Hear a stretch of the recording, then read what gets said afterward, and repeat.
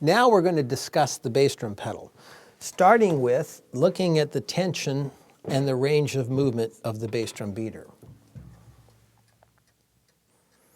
You can see that it's flapping at a rather slow rate of speed. It's because I have the spring adjusted pretty relaxed. Generally, if you tension the spring tight, you're going to have to use more tension to play the bass drum. If it's more relaxed, then you can relax. So if you want more tension, you can just position your foot up and down the pedal. If you move your toe toward the heel plate and try to play with your heel up, the pedal feels much stiffer than if you move your toe up toward the middle and then up toward here. So the important thing to realize is that you want to change the stroke based upon the volume. I'm going to start by talking about the technique that's referred to as feathering.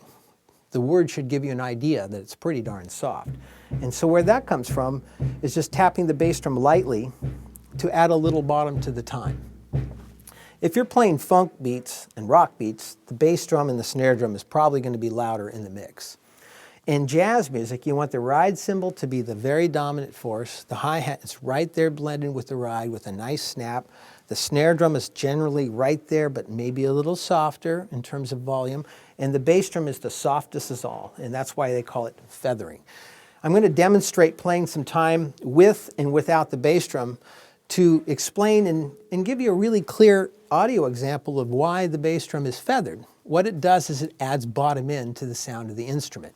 So here it is with the bass drum playing, then I'll take it out and then I'll bring it back in. And I think you're going to notice how it sounds a little thinner when the bass drum is not feathering, and then when I bring it back in, it makes the groove sound a little fuller.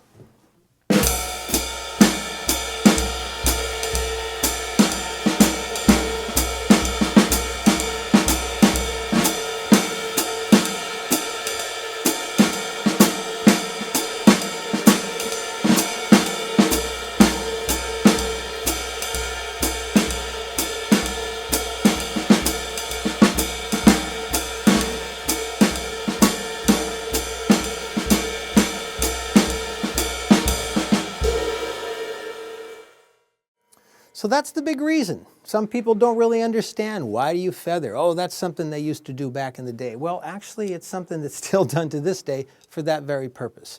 It just adds a nice little low ends. What I have on my drum here is a piece of this Dr. Schultz moleskin. It's a little thicker, and what it does is it softens the attack so you get more of a pillowy tone. I'm trying to mirror the finger off of the string on the string bass.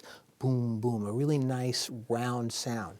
So by having a little extra padding, it's important, in my opinion, to have an all felt beater.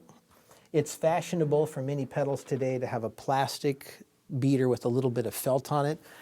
Those are generally heavy because of the plastic, and the sound is more pointed and not quite as round. So there's such a thing as too much weight, and it produces too much sound on the bass drum.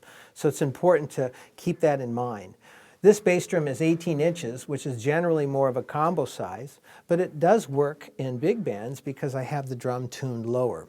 As far as the drum's tuning, I have a felt strip attached to this head and nothing inside the bass drum at all, nothing touching the front head.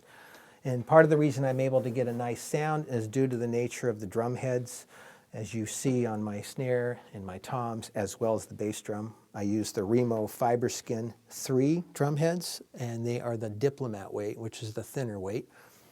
So they're designed to sound like an old calfskin head. So you get these warmer, darker tones. So the bass drum has a nice tone quality with this, and just a little bit of felt muffling so it doesn't ring like a concert bass drum. It's important not to have a bunch of muffling inside the drum, like pillows and sheets, because then you start to really take away all the natural low-end tone of the drum, and the sound is way too short. If you want to shorten the tone, you can do a dead stroke. You can bury the beater. Not something that always works so well when both heads are fully intact and there's no hole on the front head. However, it does work if you need a shorter sound. I prefer more of a resonant tone so that the sound really lasts between quarter notes. So make sure that your spring tension is relaxed. As far as playing loud, I use what's called a heel up technique and drop my leg. The term I was taught was dropping bombs. I saw an old video clip of Gene Krupa playing, and he would keep the feathering going, and then when he wanted accents, he would raise and drop his whole leg, something like this.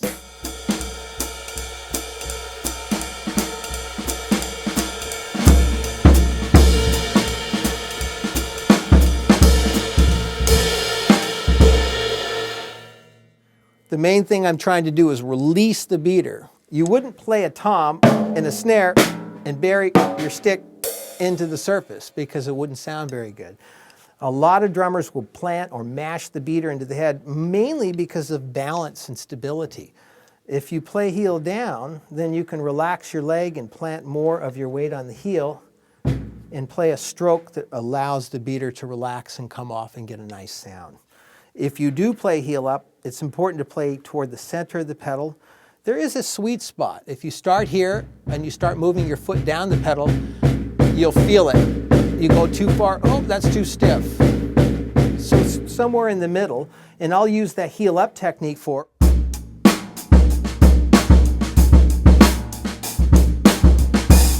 more of the backbeat stuff where I want a little more weight.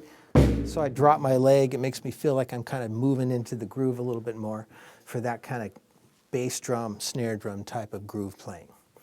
So hopefully that covers some of the important things.